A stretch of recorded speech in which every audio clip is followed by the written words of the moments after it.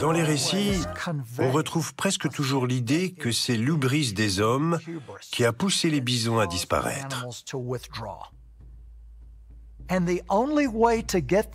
Et le seul moyen de les faire revenir, c'est d'organiser une cérémonie d'une grande ferveur, d'accomplir un acte qui convainque ces animaux et ceux qui en sont responsables que les hommes sont à nouveau disposés à être leurs compagnons de route, qu'ils ne sont pas exceptionnels, qu'ils ne sortent pas du lot, mais qu'ils font partie de l'écologie de tout le vivant. But now we come to a period that I call the battle for identity. Lies my grandma told me. Yeah, superstitious devices. Lies my grandma told me. What? Urban mythological rules. Bubble mice, yeah. Salut les kids et bienvenue dans En attendant Godard, saison 16, épisode 30.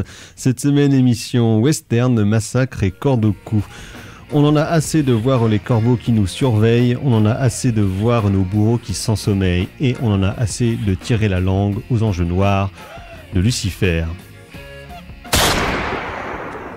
Eh oui, vous êtes bien dans En attendant Godard, l'émission de cinéma qui allait mieux que les autres. Et donc, vous l'aurez peut-être compris via cette citation d'une chanson de Jacques Brel, Le Pendu, hein, bravo, on reconnaît les musicologues ici.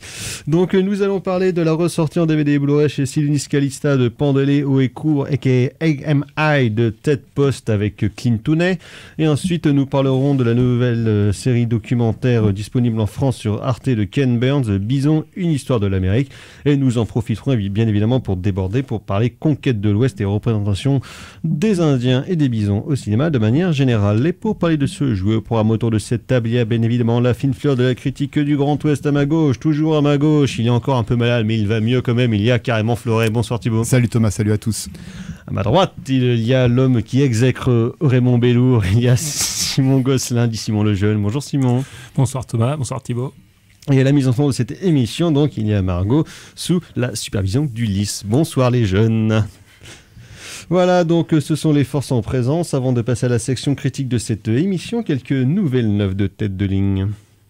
Un seau de merde, docteur. Il m'a jeté un seau de merde en pleine figure. Alors, agenda local et autopromotion pour commencer ce dimanche, donc le 21 avril, dans le cadre des films du dimanche soir proposés par nous-mêmes et nos meilleurs ennemis du cinéma est mort, au cinéma Arvor à 20h15. Vous aurez le plaisir et la joie de voir ou revoir Robocop, premier film américain du Batavki Blast et du Gouda mécanique, donc Paul Verhoeven. Voilà, un grand plaisir à voir dans sa classique. Voilà, dans sa classique, dans sa version Director's Cut, comme on dit, qui était sortie déjà en DVD et en Blu-ray, avec plus de gore et plus de tripaille qui gicle. Vous aimez Robocop, Simon ? Oh, c'est pas un western. C'est pas trop l'intérêt. C'est après 1975. Voilà. Mais il y a quand même des armes. Non, c'est pas mal. C'est vraiment pas mal. C'est pas mal. Voilà. Sinon, toujours pour continuer dans l'autopromo, donc c'est dans 3 semaines, le 8 mai, Victory Day, donc le jour de la victoire des forces alliées, des forces du bien, des forces de la lumière sur les forces des ténèbres allemandes. Pour fêter ça et pour fêter aussi donc nos 15 ans, nous avons le plaisir, la joie de vous proposer à l'Arvor, donc en l'honneur de cette victoire aussi des alliés, donc Croix de fer de Sam Peckinpah, film centré sur l'armée allemande pendant la débâcle de Russie. On n'y avait pas pensé. Oui, c'est vrai, mais pour de vrai. C'est les hasards de la programmation et de la disponibilité de l'Arvor, donc ça tombe bien. Quel sens du timing. Donc voilà, pour nos 15 ans, nous serons là pour vous présenter ce chef-d'œuvre de Sam Peckinpah, mon préféré, je pense personnellement. Ouais, c'est un des meilleurs. Hein. Dans mon top 3, on avait déjà fait 2 émissions sur Sam Peckinpah il y a longtemps. Vous étiez là d'ailleurs, mon cher Simon. C'était ma première émission. Ouais. C'est vrai. Ah bah bravo. Et voilà, maintenant que vous en êtes. Ça s'est peut-être amélioré. Voilà, c'est ça. Et donc, ce sera le 8 mai à 20h15. Et avant, nous vous proposerons, donc, sur la terrasse de l'Arvor, s'il fait beau, sinon, repli technique à l'intérieur. Donc, une émission en pas direct, mais dans les conditions du direct et en public, car vous pourrez venir y assister. Nous enregistrerons une émission fleuve sur nos 15 années de cinéma, donc de 2008 à 2023, où on essaiera de faire un petit topo, un petit bilan de ces 15 années pas forcément de cette émission, mais du cinéma, des cinémas même de manière générale, le bilan presque définitif des 15 dernières années, pour savoir qu'est-ce qui nous a marqué et quels ont été nos films préférés donc, de ces 15 ans pour fêter la fin de notre adolescence. Enfin non, milieu d'adolescence plutôt, c'est pas la fin de l'adolescence. On est en plein dedans. La fin de la puberté peut-être. Bientôt le brevet, c'est ça. On passe le brevet. Voilà, c'est ça. Bientôt on pourra boire de l'alcool, fumer des joints, à 15 ans quoi. Et faire n'importe quoi surtout. Donc voilà, c'est le 8 mai, mais bien évidemment, nous en reparlerons, nous vous harcèlerons sur cette question. Sinon, avant ça, toujours à l'Arvor, c'est le 28 avril, c'est un dimanche, et oui, et c'est pas commun. L'association 97 mm propose la convention cinéphile comme depuis 3 ans. C'est la 4e édition exactement. Donc voilà, donc ce sera à l'Arvor où plusieurs éditeurs vidéo... audiovisuels, on va dire, de DVD, de Blu-ray, mais aussi des éditeurs de bouquins, où les journalistes seront là pour proposer leurs produits, mais surtout pour discuter, parler cinéma, acheter des trucs et dire que ouais, le cinéma c'est chouette. Et ça sera accompagné de 3 projections dans la journée, toujours à l'Arvor. Donc venez nombreuses et nombreuses. C'est très très chouette. Dont le summum de la projection reste le Police fédéral. Voilà, qui est le soir, qui est à 18h15, je crois, qui sera présenté par l'équipe de Capture Mag, représenté par de William Friedkin. Donc Capture Mag qui présentera, qui seront représentés par Julien Dupuis et Rafik Djoumi. Sinon, ce jeudi à l'Arvor, je crois que c'est le rendez-vous de Clair Obscur, vous pourrez voir ou revoir le film de M. Night Shyamalan, Ding Dong Signs, donc son film de 2002 avec Mel Gibson et Joaquin Phoenix qui voient des trucs dans les champs de maïs. Mais attention, mais qu'est-ce que c'est ? Est-ce que c'est des aliens ? Est-ce que c'est Dieu ? Est-ce que c'est tout ça à la fois ? Grande question, Simon. Non, pas vraiment. Non, c'est pas très intéressant. Moi, j'aime bien. Oui, j'aime bien ça, dans mon souvenir. Mais après, je ne l'ai pas vu depuis... ça fait longtemps. Ça vit vraiment mal. Ah ouais ? Ouais, non, c'est à peu près regardable. Comme chez Malayan. Ouais. Je vois que vous êtes dans une ambiance polémique, Simon. Ça va changer rapidement, on va parler d'un western, ça va aller mieux. Mais, bon. Alors sinon, demain, sortie nationale, quelques petites choses, mais pas grand-chose quand même, mais 2 choses, ça fait beaucoup de choses en une seule phrase, dont nous parlerons la semaine prochaine.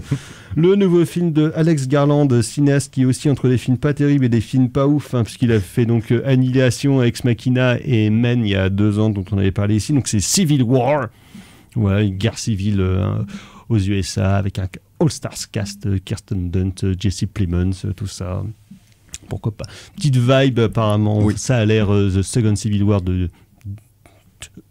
Joe Dante, son film de film. Moi j'ai bien aimé Ex Machina. Annihilation, je m'étais endormi devant. Ouais, moi aussi. Voilà. C'est pas terrible, mais bon, à voir, ça m'intrigue quand même vu le sujet. Sinon, nous films dont nous parlerons la semaine prochaine, parce qu'en plus il y a la bagarre, c'est Monkey Man, premier film réalisé par l'acteur Dev Patel qui l'a tourné en Inde. Apparemment ça a l'air du bon pif-paf assez vénère, donc je suis assez curieux de voir ça. Sinon il y a Borgo de Stéphane Desmoustiers avec Javier Arzi, genre de polar dans le milieu pénitentiaire en Corse. Voilà, pourquoi pas, intriguant. Et sinon, il y a une comédie française, Ici et là, de Ludovic Bernard avec Ahmed Silla. Je sais pas si tu as vu la bande-annonce. Non. C'est sur un métis franco-arabe qui habite au Sénégal. Donc pour lui, il est sénégalais, sauf que le gouvernement du Sénégal veut le renvoyer chez lui parce qu'il n'est pas sénégalais. Donc au bout d'un moment, il faudra peut-être qu'il se barre. Il va demander l'aide à son cousin ou son beau-frère qui travaille au village de France, qui est joué par Ahmed Silla, donc noir, qui lui se dit est vraiment français, il n'est pas sénégalais. Donc quiproquo, choc des cultures, immigration. Ça a l'air d'être un beau film de réconciliation pour dire chacun chez soi. Voilà. Ouais, mais non pas la France, quoi. Voilà, donc nous parlons du Garland et du Patel la semaine prochaine. Parfait. Voilà. Et nous allons passer à la section critique de cette émission et on va pendre ces bâtards.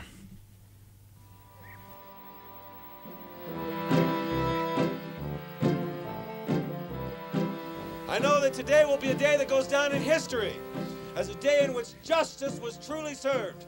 Now let's hang the bastard!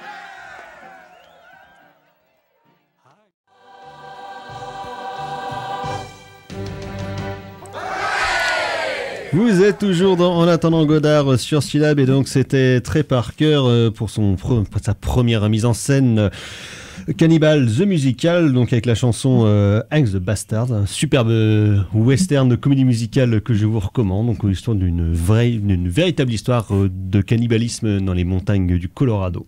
Voilà, c'est absolument merveilleux. Et donc de pendre les bâtards, il y en est question dans Pendez-les haut et court, aka Hang 'em High, qui vient de ressortir en DVD et Blu-ray chez Sylvanus Calista, réalisé par Ted Post en 1968 avec notre Clint Eastwood d'amour. Clint qui venait de rentrer de son passage en Europe, en Italie, mais surtout en Espagne, parce que c'est là que les films se tournaient, donc après la trilogie des dollars de Sergio Leone, donc film qui avait largement contribué en Europe, mais aussi un peu aux USA à le mettre sur la carte des acteurs à suivre, parce que donc il était connu principalement à l'époque comme comme acteur de télé via la série Rawhide, dont plusieurs épisodes ont justement été réalisés par Ted Post. Il passe la majorité de l'année 1977 en fait à faire le doublage et la promotion aux USA des films de Leone, et donc là c'est Pendez-les haut et court, c'est le premier film qu'il va faire avec sa propre société de production, donc Malpaso Company, donc Clint qui était déjà quelqu'un qui avait des velléités de mise en scène et puis de production afin de mieux contrôler ses films en autocrate qu'il est. Démiurge, voilà, carrément, osons les grands mots. Donc monte sa boîte de production pour ça. Simon me disait en off qu'à la base le projet, deux des réals qui étaient potentiellement envisagés pour le film étaient Robert Aldrich ou John Sturgis, voilà, comme deux metteurs en scène à forte personnalité et surtout habitués à gérer des égos de stars compliqués, hein. Bien sûr, on se rappelle des 7 mercenaires pour Sturgis. Je t'arrête une seconde parce qu'en plus il lui avait proposé Lord McKenna en fait à la base, qui sort la même année, et ce scénario-là en fait, il fait ce choix-là. Mais alors je sais pas si les réalisateurs auraient pu potentiellement aussi être sur Lord McKenna. A priori c'était un ensemble. Enfin voilà. Un ensemble. Ouais. Merci mon cher. Et donc de quoi que ça cause, eh bien ça parle de Clint qui est un brave gars qui va acheter du bétail. Il se fait arrêter par quelques marlous alors qu'il est en train d'envoyer paître ses bêtes au bord d'un fleuve. Les marlous sont persuadés qu'il a volé le bétail, hein, parce que donc, le mec a été buté, son bétail aurait été volé. Et donc, comme tout bon Américain qui se respecte, il décide de le pendre.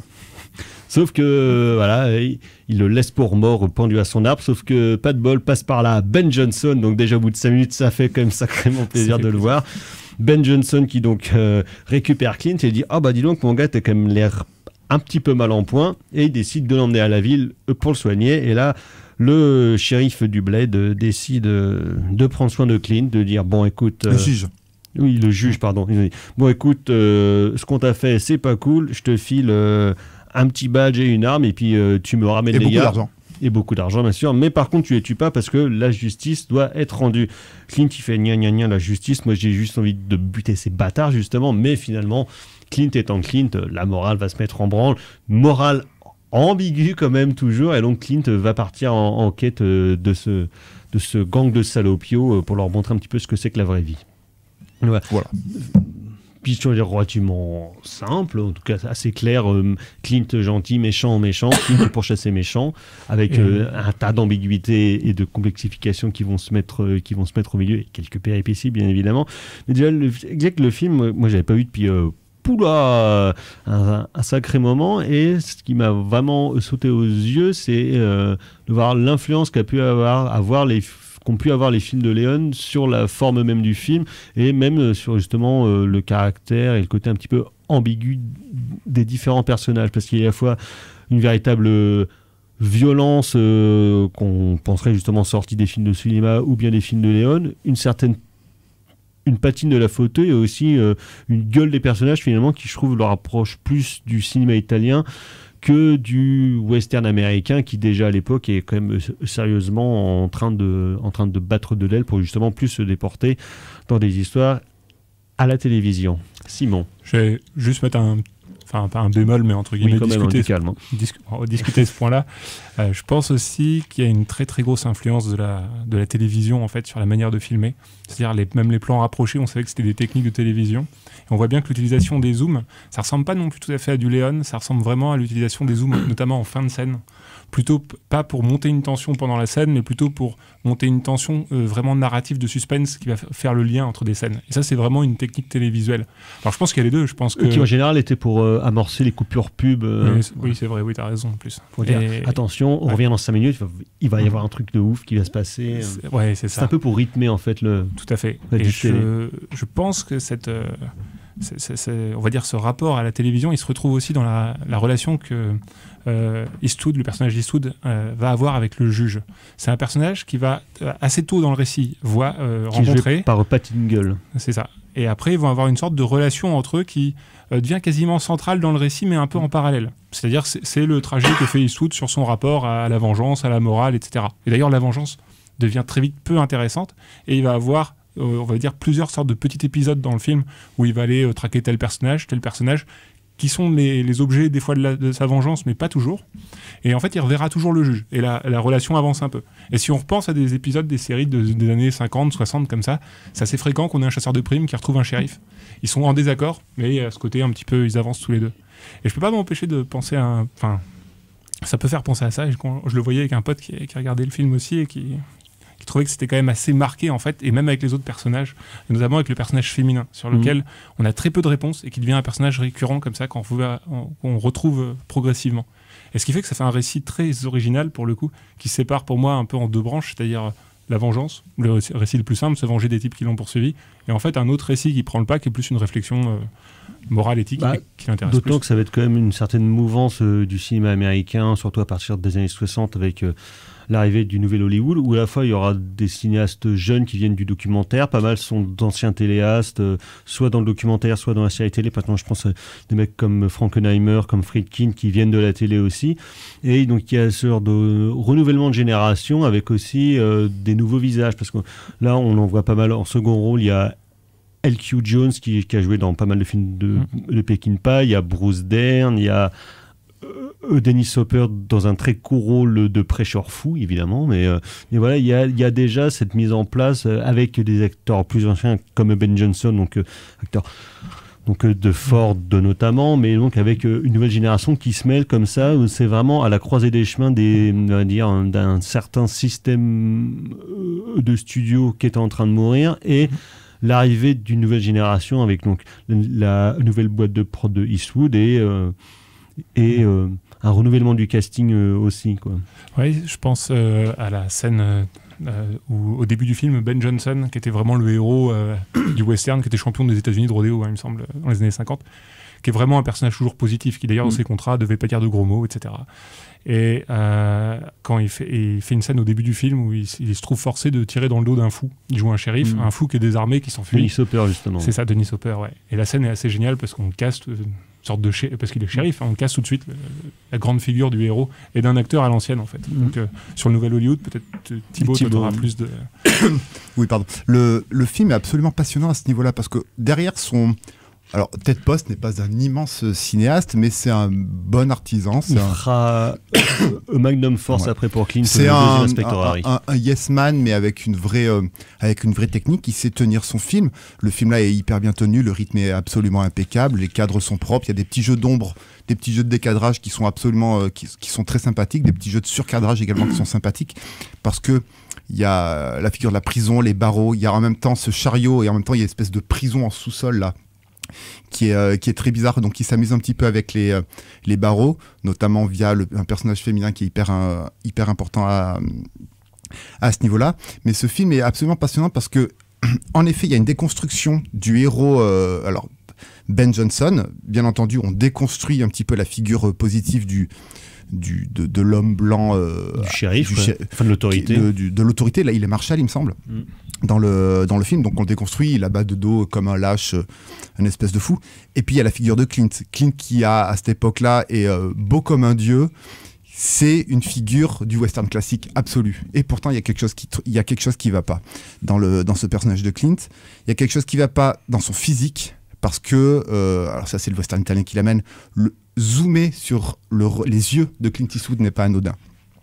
Et en fait dans les yeux de Clint Eastwood, il y a toujours ce côté ambivalent. Alors, on va le savoir après avec toute sa persona et puis toute sa carrière, mais même dès 68, on sent qu'il y a quelque chose qui va pas. On n'est pas chez John Wayne, on n'est pas chez Ben Johnson On n'est pas chez Tom Mix pour les plus anciens, mais il y a ce trouble qui apparaît. Et le trouble apparaît en plus autour du thème. Je suis d'accord avec Simon quand il dit qu'en fait, finalement, le récit de vengeance, on s'en fiche un petit peu. D'autant qu'en plus, la vengeance revient surtout vers la fin du film.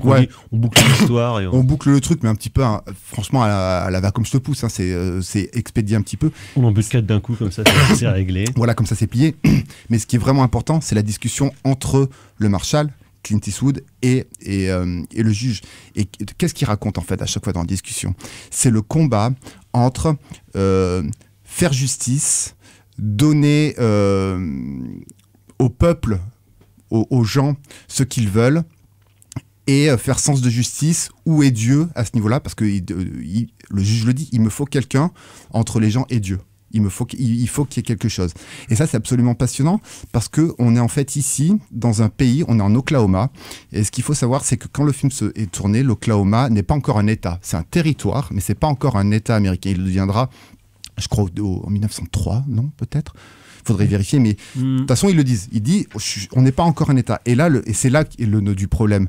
C'est là où, en fait, Ted Post, ou Clint Eastwood, ou les scénaristes déconstruisent encore plus le western, encore plus que leur figure mâle de cow-boy ou de figure de la loi. C'est ce qui se passe en termes de justice. Quand John Ford, en fait, fait un western... on s'installe, on bâtit une communauté, ma Darling Clementine par exemple, on bâtit une communauté, on danse, bien entendu on est chez John Ford, mais on construit une église, on construit une école, on construit un tribunal. Et au final, il n'y a pas de débat à ce niveau-là. Ici, dans Pandaléo et Court, il y a un débat. Pas dans Liberty Valance. Pas dans Liberty Valance, oui, mais ça arrive un peu plus tard. Mais ici, il y a toujours ce débat, en fait. Et en fait, tu sens que la frontière, tu sais pas où elle est à ce niveau-là. Le pays a été conquis, l'Oklahoma a été conquis, mais il n'y a pas encore assez d'habitants pour que ce soit revendiqué comme un État. Parce que je crois que c'est en termes de nombre d'habitants qu'il fallait que le territoire puisse devenir un État. Donc en fait, c'est un peu le bordel. La frontière est faite, mais on est un peu dans un no man's land, on est un peu dans un entre-deux. Et ce trouble-là, c'est quasi un trouble administratif, c'est quasi un trouble géopolitique qui rend le film absolument passionnant, et surtout qu'à la fin, il n'y a pas de... je spoil un petit peu, mais il n'y a pas de résolution du conflit. Autant chez Ford, il y avait une résolution du conflit. Ici, il n'y a que dalle. Alors, on n'est pas non plus chez Peckinpah, on n'est pas dans la destruction à l'arme lourde de ce qui fait les États-Unis, de ce qui fait le western, de ce qui fait les figures mythologiques du western, mais il y a quelque chose qui se passe. Et en fait, derrière cet apanage de série B, de choses très tenues, peut-être d'œuvres de commande pour Ted Post, il y a vraiment il y a quelque chose qui se passe. Et il y a deux scènes, je trouve, peut-être m'arrêter là, mais il y a deux scènes, je trouve, qui résument un petit peu la chose. J'ai évacué un peu les côtés discussion sur l'ordre et la morale, la justice, Dieu, le territoire, tout ça. Mais c'est la première scène, la traversée du troupeau qui traverse une rivière. Alors Simon il dit il faut savoir filmer ça. Voilà. Si on ne sait pas filmer un cheval ou un troupeau qui traverse une rivière, on a foiré son western. Il y a cette scène là et il y a la scène du pique-nique on est plutôt vers la fin. Première scène, il y a la traversée du troupeau scène épique du western par excellence. Mais c'est la scène, une des scènes les plus archétypales du western. C'est celle qui démontre que le peuple américain avance vers sa nouvelle destinée. Et ici, qu'est-ce qui se passe ? Il traverse, déjà, il est tout seul, il traverse, bim badaboum, il y a 7 pélos qui lui arrivent et qui le pendent. Alors direct, t'as une séquence mythologique et épique qui est déconstruite. En 2 secondes, début du film. Fin du film, il y a le pique-nique avec la femme avec qui il est en train de nouer une relation. Et pareil, tu pourrais dire le pique-nique, le wilderness, voilà, la beauté américaine, les paysages américains, et puis paf, tiens, prends un peu de carottes râpées, tout ça. Ici, qu'est-ce qui se passe ? Non seulement le paysage est quasi désertique, il n'y a pas grand-chose, mais en plus, le temps, il est dégueulasse, il y a un orage qui arrive, et la figure de Clint Eastwood, il tombe malade, et t'as l'impression qu'il va choper une infection pulmonaire. Donc du coup, le temps ne le veut pas, et l'acteur te dit, ouais mais en fait, non, c'est bon, c'est plus pour moi toutes ces conneries. Et en fait, 2 scènes, plus un texte, une relation entre un homme et un juge, qui est vraiment centrale dans le récit, font que ce film est absolument passionnant. Et finalement, c'est un film qui reste quand même très peu cité, même dans la carrière de Clint. c'est pas un des grands chefs, c'est pas un de ses chefs-d'œuvre, bien entendu, on en mais il est vraiment Simon, hyper intéressant. D'autant qu'en plus, en termes d'autorisme Clint Eastwoodien, c'est quand même assez fort parce que ça annonce quand même pas mal de choses, des obsessions de Clint dans son propre cinéma. Outre le fait d'avoir un personnage qui en prend plein la gueule parce qu'il adore se faire torturer, Clint quand même, le masochisme, l'ambiguïté morale, la violence des relations, le groupe, le groupe et puis l'individu, son côté libertarien qui ressort. Il y a toujours cette ambiguïté chez lui ou ce trouble en fait. D'ailleurs, je pensais en termes de scène à une scène que je trouve vraiment remarquable aussi dans le film et qui fait un peu le lien là, avec la figure de Clint, mais c'est la scène de la pendaison. Au moment où plusieurs personnages vont se faire pendre et Clint est plutôt opposé à cette pendaison, mais il peut rien faire contre. Il va dans un bordel en fait. Et alors est-ce que je spoil un peu en racontant ? Bon, la pendaison se passe et en fait il y a une sorte de petit suspense qui se crée parce que c'est très procédurier. C'est-à-dire on voit toutes les étapes jusqu'à ce que les types se fassent professionnel quoi. C'est ça, et c'est assez glaçant. Et en fait la tension se relâche d'un coup quand il y a cette pendaison qui est effectuée. Et donc, en western classique, ça marche quand même souvent sur un modèle de on fait monter le suspense, ça redescend, on fait monter. Et en fait, une fois que le suspense tombe, 3 types arrivent et ils flinguent Clint Eastwood, qui est dans le bordel. Hein. C'est une action. Il n'y a pas de lien, en fait, entre la pendaison et l'autre action. Mais il y a un système, en fait, narratif, en fait, de montée de suspense, de jouer sur la surprise, qui n'est pas du tout un truc classique. Pour le coup, en y repensant, je me dis, j'ai aucun western où j'ai quelque chose comme ça à ce point-là. C'est-à-dire 2 actions aussi démotivées l'une que l'autre, qui arrivent et qui arrivent aussi, on va dire, quasi simultanément. Ouais, mais alors, à la limite, on aurait une double tension si on les avait vus pendant. En même temps, mais là, on les a pas vus pendant. Et en fait, c'est là où c'est Clint, en fait, qui a repris le scénario et qui a dit ça, ce point-là, je veux le changer. Parce que normalement, ça devait se passer pendant. Avec une double tension, ce qui aurait été un peu plus classique. Et lui, il a dit non, ça sera beaucoup moins efficace. Je veux qu'on soit concentré sur la pendaison et après, on repasse à... Et je pense que ça participe un peu de ce côté très trouble, en fait, du film où ça casse un petit peu aussi tout ce qu'on attend. Et après, ça joue, comme on disait, plus sur le fond et sur des questions plus larges. Après, la question de la justice, il me semble que Clint en a parlé, même dans ses polars, quand il tourne Mystic River, on est un peu dans cette logique-là, même quand il tourne Impitoyable. Ou Richard Jewell dernièrement. Dernièrement. Peut-être un peu. Sully aussi, il y a ça. Sully également, parce que Sully, il y a une scène de tribunal. Hein. Enfin, c'est quasi une scène de tribunal, la fin de... Il refait toujours le même film, ce Clint Eastwood. D'ailleurs, son prochain film, apparemment son dernier, Le Jury numéro 2, est un film de procès, un film de... Bon. Voilà. Mais tu sens que c'est quand même des questions qui le taraudent. En effet, mais pour revenir sur cette scène de pendaison, donc elle est en gros, t'es en milieu du métrage, mais moi j'ai vraiment beaucoup aimé la manière, en fait, donc la tension monte, et tu sais finalement que finalement tu sais ce qui va se passer. Clint, il va pas arriver, il va pas jouer le sauveur à ce niveau-là. Le mec est quasi désabusé. Dès le départ, le mec est quasi désabusé. Cynique, hein. Ouais, déjà. Pas cynique, je sais, désabusé. Alors qu'on parle quand même d'un beau gosse de 35 ans, beau comme un dieu. Mais en fait, non, il est déjà désabusé. Et je trouve que Ted Post, en fait, filme hyper bien cette séquence parce qu'il y a les regards, notamment les 2 frères, qui est hyper intéressante. Et il y a des jeux d'ombre où tu as l'impression, il y a des jeux sur les pieds, en fait, notamment, où en fait, tu dis, ah bah tiens, ça, c'est le fusil pendu. Et en fait, non, finalement, en fait, c'est les gens qui regardent. Le Ted Post filme la population. Alors, c'est la fête foraine, hein, on prend une bière, on mange des barbes à papa, des churros et compagnie. Laisse tomber. Mais tu as l'impression que Ted Post est en train de nous dire, oui, mais regardez, vous qui êtes en train d'assister à cette pendaison comme un spectacle, hein, c'est vraiment la société du spectacle, finalement, si ça reste un petit peu comme ce bordel-là, ça pourrait être vous également les prochains. Donc il y a le côté désabusé de Clint, il y a le côté aussi désabusé de Ted Post et le côté désabusé en fait de ce que c'est que ce territoire-là, du moins cette ville-là, qui franchement est totalement perdue. Elle ne sait vraiment pas du tout où elle en est et en fait franchement, c'est en une séquence qui nous raconte ça, en 2-3 plans, c'est terminé, il n'y a pas besoin de longs discours. Donc là, moi je trouve que je trouve ça très fort en fait, d'arriver à poser ça et d'arriver à poser ça sur c'est quoi le final. Alors bien entendu, le final, Clint, il va partir, il va garder son étoile et il va tenter quand même de rétablir la loi, c'est quand même Clint Eastwood, mais il y a toujours ce mais qui se passe où tu peux te faire buter de dos pim pam poum. Les gens, finalement, ceux qui commettent des forfaits ne sont pas toujours arrêtés également. Donc ils peuvent continuer à se balader dans la nature.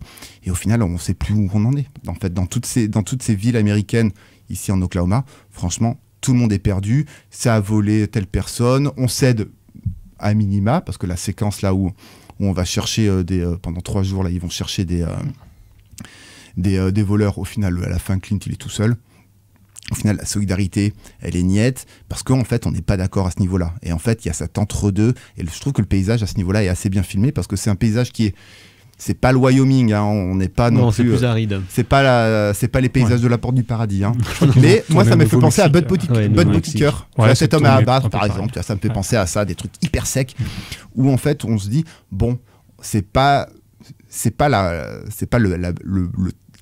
le beau wilderness américain, c'est un truc un peu désertique, c'est beau, c'est ample, mais en même temps c'est rocailleux, c'est pas très aimable non plus. Simon, pour conclure. Ouais, je pensais à ça, juste pour conclure sur Thibaut, quand tu disais que justement l'espace, on comprenait très vite qu'il était un espace justement dangereux, sans loi, et surtout très flou en fait, où les règles sont assez floues. On le comprend très bien, parce que la première fois qu'on a conscience de cet espace-là, c'est quand on voit le juge, qu'on comprend que le juge est une figure assez floue, et en arrière-plan, il y a il y a une grande carte avec Territory of Oklahoma. Et en fait, à ce moment-là, c'est un peu les théories de la fiction, mais c'est les personnages qui donnent vie au monde un peu, qui se créent. Et en fait, là, ça marche très bien, en fait. Et ça m'a fait penser à un film de Solima, mais dont le titre... Sergio m'échappe complètement, où ça parlait de cartes également. Le dernier face-à-face. Face-à-face. Chef-d'œuvre. Donc voilà, c'est Pandaléo et Cours de Tête Poste qui vient de ressortir en DVD Blu-ray chez Sidonis Calista, donc le film. Donc, vous voyez, on parle trop peu dans la carrière de Clint, alors qu'il y a quand même plein de trucs à dire. On va continuer à parler de western, tant qu'à faire, parce que de toute façon c'est le meilleur truc qu'on puisse faire. Et on va remonter dans le temps et parler de bisons et de tapisseurs de bisons. Les Cheyennes accompagnent les bisons de si près et depuis tant d'années qu'ils possèdent 27 termes différents pour les désigner. Des termes qui prennent en compte le sexe de l'animal, son âge ou son état physique. Quand je repense à ces temps-là, se souvient un Cheyenne du nom de Wooden Leg, il me semble qu'aucun peuple au monde n'a jamais été plus riche que nous. Mais le prophète Cheyenne, Sweet Medicine, met son peuple en garde.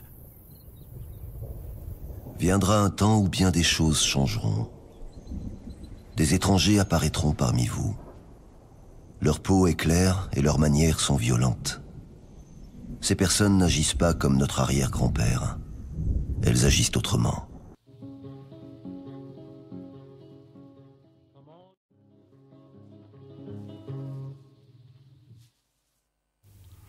Vous êtes toujours En attendant Godard sur Syllab, et donc c'était Woody Guthrie avec Buffalo Skinners, précédé d'un extrait donc de Bison, une histoire de l'Amérique, réalisé par Ken Burns, et disponible actuellement sur Arte. Donc c'est 2 épisodes de 1h50 chacun. Donc Ken Burns réalise une série documentaire de moins de 4 heures. Ça arrive des fois, mais pas toujours, parce que donc, Ken Burns, documentariste américain, donc qui a principalement œuvré sur justement l'histoire américaine de manière générale, auteur de documentaires fleuves, dont notamment son formidable The War sur la guerre du Vietnam qui dure une dizaine d'heures.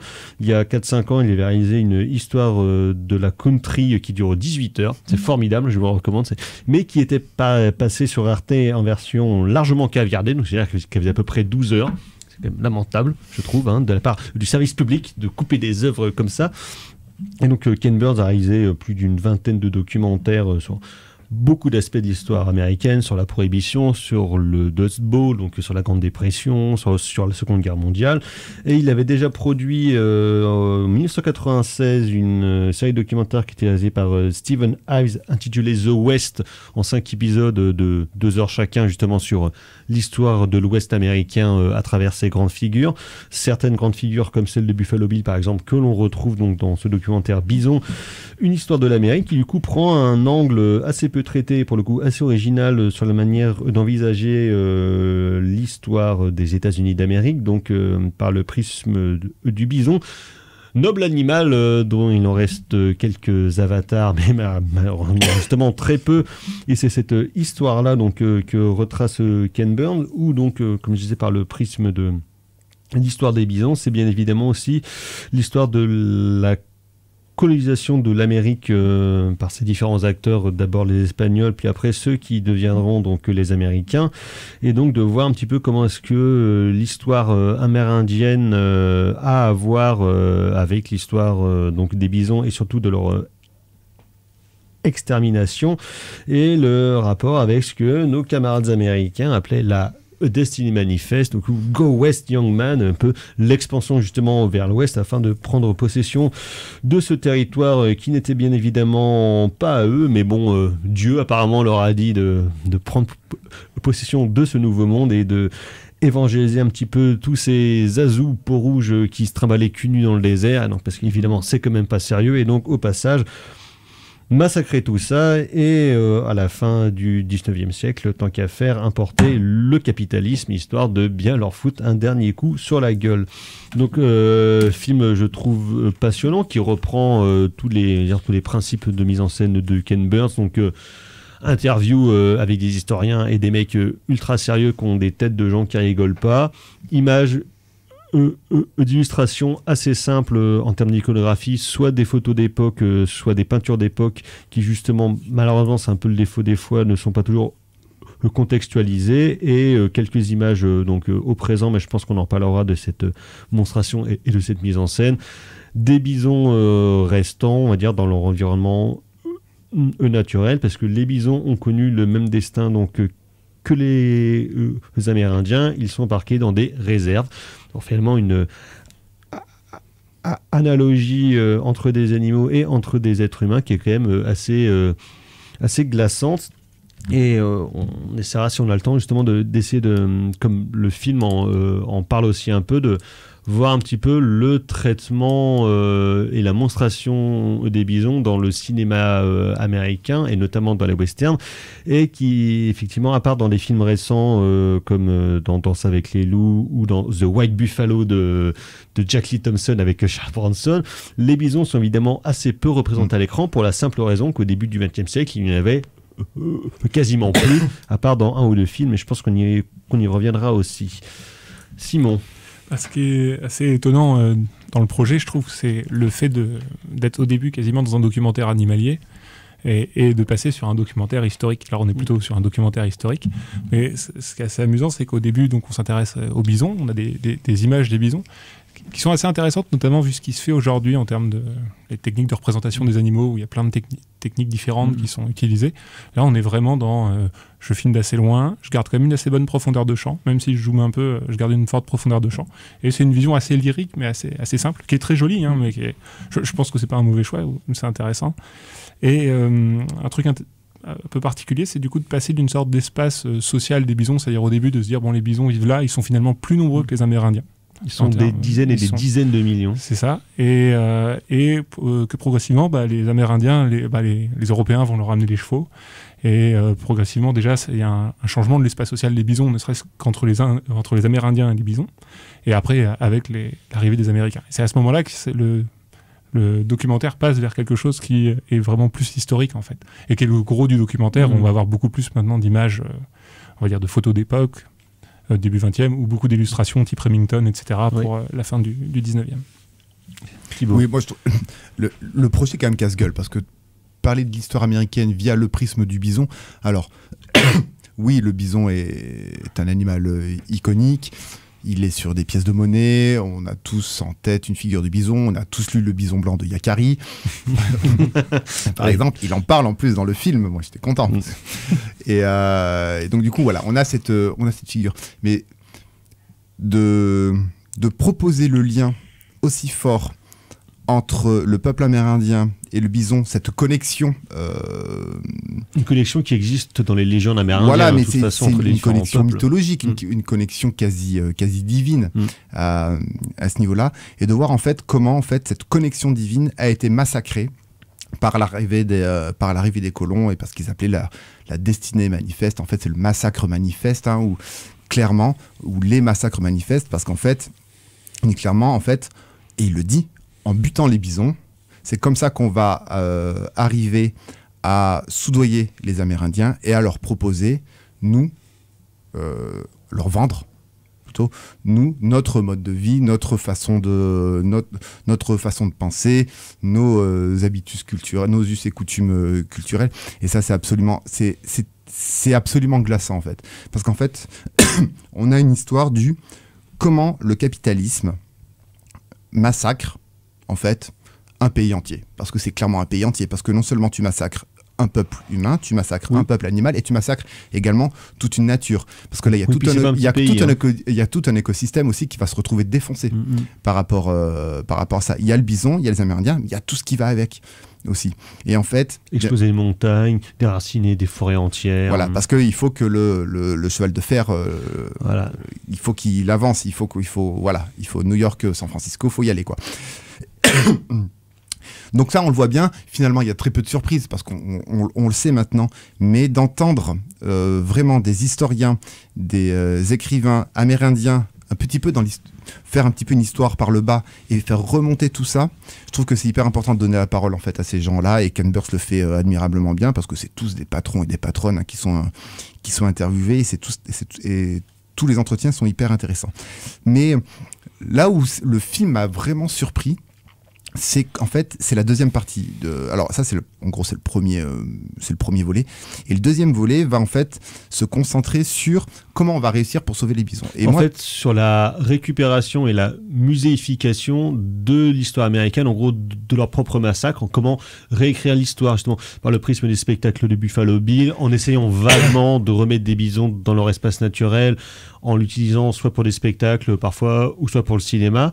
Mais comment est-ce qu'en fait, le processus de réécriture et de récupération de leur courte histoire, finalement, pour essayer de les remettre en valeur. Ça les remet en valeur, mais c'est surtout qu'en fait... Les Américains. C'est le capitalisme qui s'est dit, bon là, on a peut-être fait une connerie, du coup, on va essayer de récupérer la chose, mais en même temps, on va quand même faire une chose marchande. Moi, ce qui m'a surpris, c'est que, en fait... Le capitalisme ne fait pas de conneries, il voit des opportunités. Voilà. En fait, non, c'est ça. Voilà. Il voit des opportunités. Et en fait, il faut bien se rendre compte qu'en fait, pourquoi le bison a été sauvé, ce n'est que le conglomérat de plusieurs initiatives privées, vraiment privées, de quelques gens. Alors, peut-être qu'ils aimaient foncièrement le bison, peut-être qu'ils étaient amoureux de la nature, bien entendu. Bon, c'était quand même des urbains, on était vraiment sur la côte est. Hein. Sur la côte est. Mais en fait, ils vont se réapproprier la chose pour essayer de le sauver, mais dans une... Moi, j'avais envie de voir que c'était une vision carrément lucrative, parce qu'on va construire un zoo, on va faire des spectacles de Buffalo Bill, on va... Une petite marchande tout de suite. Il y a toujours une volonté marchande à ce niveau-là. Alors, la marchandisation a défoncé le bison parce que les peaux, parce que la langue de bison, voilà, c'était le truc de fou. Ça m'intrigue, du coup. C'est très intriguant, mais en même temps... Faire des bottes en cuir de bison. En fait, le truc, c'est que c'était que des initiatives privées, que les initiatives fédérales type... parc de Yellowstone, par exemple, qui est le premier parc naturel qui est créé dans le monde, en 1872 de mémoire. Mais en fait, j'y avais été, mon cher Thibaut, voir des bisons. Oui, j'en ai vu. Mais mais en fait, tu te rends compte que le parc de Yellowstone a failli se casser la gueule, au final, parce qu'il n'y avait pas de volonté politique fédérale ultra puissante à ce niveau-là, et que il a fallu qu'en fait, ce soit du privé qui se mette en branle pour sauver le bison, ou du moins essayer de capitaliser un petit peu sur oh là là, les pauvres bisons, regardez ce qu'on va en faire. Buffalo Bill étant, je pense, l'exemple le plus prégnant à ce niveau-là. Et ça, je trouve que c'est glaçant, parce que même si la bestiole a été sauvée, c'est quand même glaçant de se dire que, en fait, je sais pas si où est la sincérité là-dedans, en fait. Voilà, je me pose la question de la sincérité. D'autant qu'en plus, c'est une histoire américaine, à la fois la conquête de l'Ouest, on va dire, qui a été relativement peu représentée au cinéma. Tu vois, tu as des trucs comme La Captive aux yeux clairs de Hawks, The Revenant de Iñárritu, qui abordent un peu cette période de l'extension vers l'Ouest. Mais c'est quelque chose qui est quand même relativement peu traité, contrairement, on va dire, aux westerns qui se passeraient pendant la guerre de sécession ou après la guerre de sécession, qui sont, j'ai l'impression, quand même la période temporelle qui intéresse le plus les cinéastes et les écrivains de western. Simon. C'est peut-être pour la question d'avoir des bisons aussi sur place. Il y a peut-être aussi toute cette question du passé, parce que c'est vrai qu'en fait, les cinéastes qui s'y intéressent, ça va être Richard Brooks qui fait La Dernière chasse. En fait, j'ai oublié ce film-là en 56, au moment où arrivent des films un peu aussi sur les une vague de films, on va dire, qui s'intéressent aux Indiens d'assez près. Des Murdaves. Ouais, c'est ça. Mais c'est vrai que c'est un peu un oublié. Je crois, il me semble quand même que dans la trilogie de la cavalerie, je me demande si c'est pas dans la charge héroïque où ils aperçoivent quand même des bisons en se disant ils sont revenus. Mais je me trompe peut-être complètement. Il me semble qu'il y a une scène comme ça où John Wayne et ses cavaliers tu aperçoivent parce les que bisons. tu l'as pas vu cette semaine. Donc ouais, c'est ça. Ça fait 2 ou 3 mois. Donc, Mais je pensais juste d'ailleurs, pour repréciser quelque chose, quand on parlait des Indiens tout à l'heure, donc de la première partie du documentaire, c'est vraiment ce qui est visé quand même, c'est les Indiens de l'ouest des États-Unis, oui. C'est-à-dire les grandes tribus Sioux et en dessous les Comanches et les Kiowa, qui étaient des peuples qui voulaient pas du tout avoir vivre dans un régime agraire, enfin agricole et tout ça. Oui, qui était déjà plus dans le déplacement, qui n'était pas dans les mêmes modes que par exemple que ceux du Nord dans le Colorado, dans le Wyoming. C'est ça. Et en même temps, c'est vrai que c'est toujours les méchants du cinéma. Il y a très peu de films où les Comanches sont des Indiens positifs. J'en connais très peu. Alors c'est assez marrant parce que c'est les Indiens typiquement qui ont résisté, qui ont le plus souffert a priori de cette perte des bisons.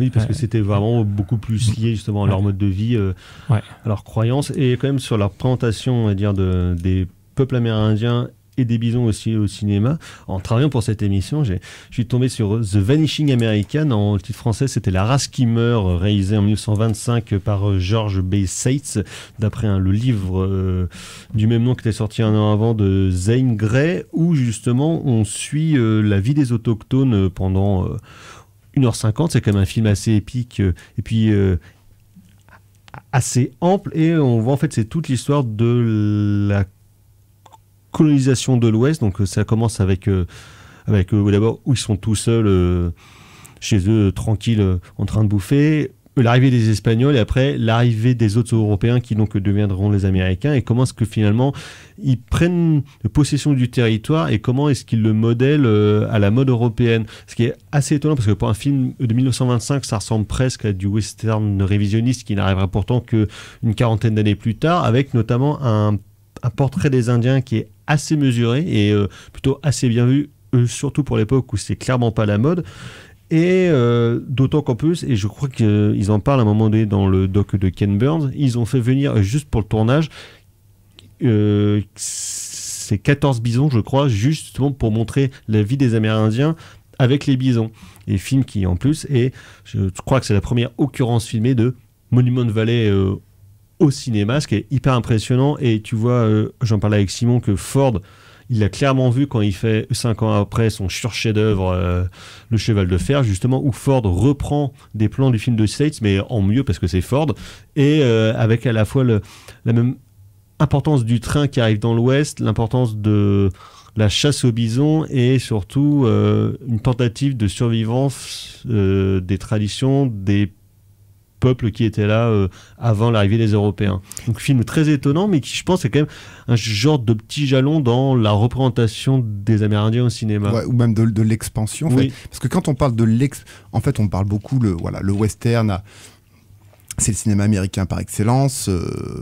Ça va filmer un petit peu la destinée manifeste.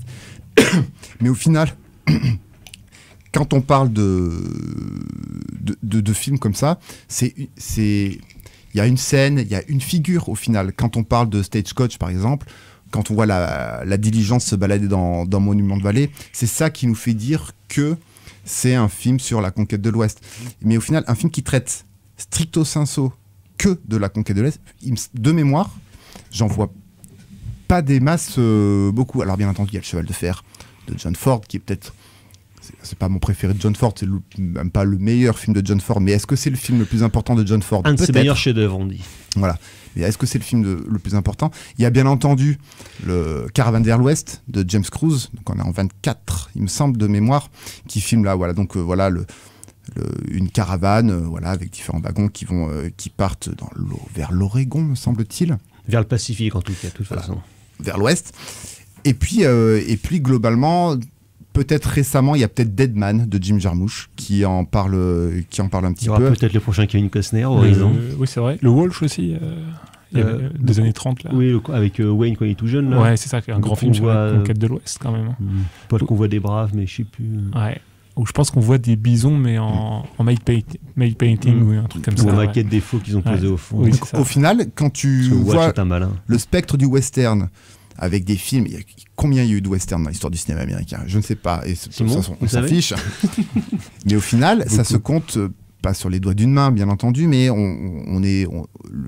c'est la portion congrue. Voilà, on est sur une très très faible. Il y a une petite minorité de films en fait qui parlent vraiment de ça. Alors, How the West Was Won. Aussi, là le titre c'est indiqué dans le titre, mais au final on est plus sur de la figure que sur quelque chose de beaucoup plus large, ample et quasi exhaustif. En fait, le film exhaustif sur la conquête de l'Ouest, c'est le cheval de fer de Ford, mais au final, il ne reste peut-être que lui. Il y en a quelques-uns, je suis en train de repenser comme ça, mais c'est une période où le western ne marche pas du tout, c'est les années 30, et ils font 4-5 films à la Paramount avec Cecil B2000 où ils essaient de faire ça, avec des gros budgets. Il y en a un, ça doit être Pacific qui essaie de faire croire qu'il est de gauche. Il y a Une aventure de Buffalo Bill, enfin ils essaient justement de retoucher à ça, mais ça marche bien, c'est-à-dire qu'ils font gagner pas mal d'argent, mais en fait ça s'essouffle. Et je pense qu'après ils partent dans autre chose, et ils partent dans autre chose à partir de la chevauchée fantastique, où on n'est quand même plus sur ces choses-là. Sur des problématiques humaines au final. Quel influenceur fort, c'est incroyable. Et politique. Mais c'est une question, franchement, c'est vraiment une question à traiter, à creuser, parce que je pense que là il y a peut-être un pan, parce que même quand tu regardes un bouquin de cinéma, d'histoire du western comme ça, au final, moi j'ai sorti mes bouquins et en fait c'est toujours évacué en intro. La figure, on va te parler de la nature, on va te parler des paysages, on va te parler de l'espace, mais on va pas te parler de l'animal, on va pas te parler du bison, et au final on va pas te parler de l'exhaustivité de l'extension. Donc finalement c'est très surprenant. Voilà, et donc on retrouve tout ça pour le coup dans le documentaire de Ken Burns, The Bison, l'histoire de l'Amérique. Qui parle du train. Disponible actuellement sur Arte. L'importance du train comme machine de mort, quoi. Enfin, comme convoi de la mort, quoi. Ça resservira plus tard à d'autres. On va passer au coup de cœur. C'est de la merde. C'est de la merde. Je voudrais que tout le monde s'imprègne. Merde. De cette c'est vraiment la plus grande merde des merdes. Les coups de cœur carrément fleurés. Moi, les coups de cœur, ça va être 20 milieux sous les mers de Richard Fleischer. Le film est tellement filmé à l'intérieur du Nautilus que j'ai cru d'abord que c'était un film de Howard Hawks. Mais finalement, on se dit que 20 milieux sous les mers, on est bien entendu à la recherche d'une espèce de kraken qui se balade dans les mers, mais les vrais monstres ne sont-ils pas à l'intérieur du Nautilus? Ah, bravo. C'est le premier film en scope à filmer toujours, souvent de côté, etc. On considère que c'est un des films les plus modernes pour l'utilisation du scope. Scope magnifique, mais Howard Hawks, scope magnifique. Tu filmes une aventure ultra épique dans un saloon même, clairement. C'est clairement un film de Howard Hawks. Richard Fleischer, quel talent, quel génie. Simon. Moi, ça va être la série Sugar. Thomas, tu vas peut-être me dire les noms du créateur. Créé par Mark Protosevich et réalisé par Fernando Merries, qui a commencé il y a 2 semaines. Qui est une série de détectives privés qui ressemble un peu à du Chandler, avec un détective qui pose beaucoup de questions morales, etc. pendant son enquête. Avec Colin Farrell qui est excellent. On va pas en dire plus là, mais on en reparlera quand la série sera terminée. C'est ça. Et Lovely Bones de Peter Jackson, que j'avais jamais vu, mais qui m'a vraiment emballé. Et pourtant, les questions sur l'au-delà et tout ça, c'est pas trop mon truc. Merci. Alors moi, ce sera un film indien de 2010 réalisé par Selva Raghavan, Ayitaril Oruvan, film d'aventure mythologique absolument dingue, d'une violence incroyable, d'une ampleur épique et mythologique comme j'en ai rarement vu, y compris dans les cinémas indiens. C'était un plaisir incommensurable. Film qui contient à peu près 22 films en un, c'est prodigieux. Qui est récent là du coup 2010, ouais. Merci Margot et Ulysse à la maison son de cette émission. Merci messieurs, on se retrouve la semaine prochaine. Prochaine émission, prochaine édition. Ciao, bonsoir. Salut. Salut à tous.